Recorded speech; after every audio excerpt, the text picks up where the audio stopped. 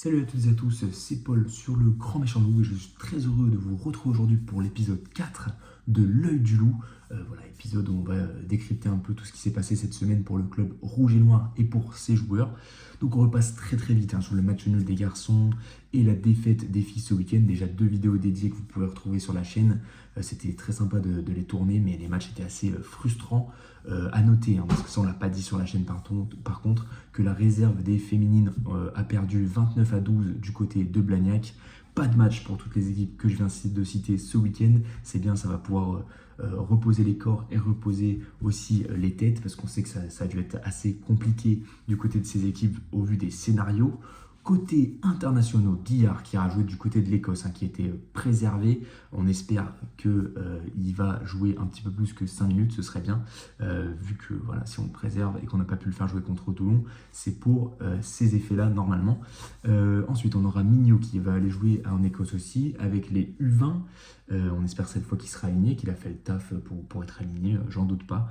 Et donc on a hâte de voir la liste et j'espère le voir dedans. Pour ce qui est de nos Italiens, enfin de notre Italien, Ioane, qui jouera en Italie-Angleterre. On sait que c'est un match très important pour les Italiens qui veulent finir sur le podium. Ce sera maintenant contre une équipe d'Angleterre qu'ils n'ont jamais battue, mais une équipe d'Angleterre qui a rarement été aussi faible et qui vient à Rome avec très peu de confiance. Donc hâte de voir aussi ce match. Ce sera samedi à 17h40.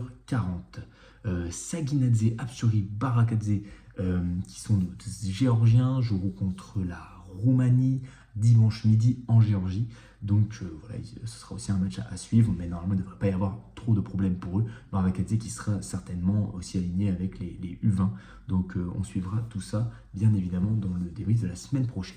Côté académie, les Crabos qui se sont imposés 28-5 contre Suresnes.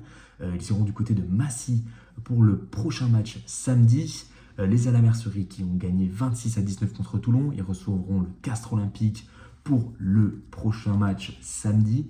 Les Godermen qui ont gagné 24-22 contre le Stade Français. Donc c'est pas vraiment le Loup, c'est pas vraiment le Stade Français, c'est Lyon Métropole, donc avec pas mal de joueurs du Loup, mais accompagnés de clubs de la métropole. Et le Stade Français c'est pareil en fait, c'est des joueurs du Stade Français et d'autres de joueurs de clubs de Paris, avec notamment le PUC. Donc 2 alliances, mais c'est très positif de voir notre alliance lyonnaise gagner face à une alliance parisienne. C'est rare dans le sport en ce moment. Donc voilà, prochain match à Massy samedi. Et en tout cas, bilan très positif pour notre académie, ça nous réchauffe un petit peu le cœur, donc on les encourage et on espère qu'ils iront faire les mêmes résultats la semaine prochaine. En tout cas, voilà, pour moi c'est tout. Je vous laisse me dire si j'ai raté des petites actualités. En tout cas, nous on se retrouve la semaine prochaine pour un nouvel épisode et je vous souhaite une bonne semaine.